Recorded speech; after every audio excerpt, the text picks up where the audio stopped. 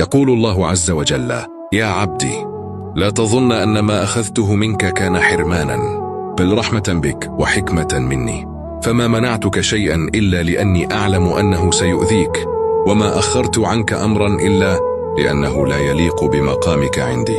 قد تبكي اليوم من شدة الوجع، وقد يضيق صدرك بما فقدت، لكن اعلم أن خلف كل ألم حكمة، وخلف كل دمع فرح قادم. فأنا أدبرك بعلمي لا برغبتك، وأختار لك حتى لو لم تفهم الآن اختياري.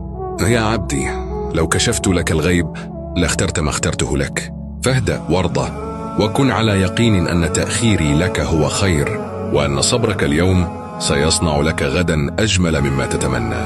سأمنحك فرحا يغمر قلبك وينسيك كل ما مضى من ألم. سأعوضك بما هو خير وأبقى، وأرفعك درجات بصبرك وثباتك. فاثبت وابتسم، فربك لا ينسى من صبر، ولا يضيع من توكل عليه.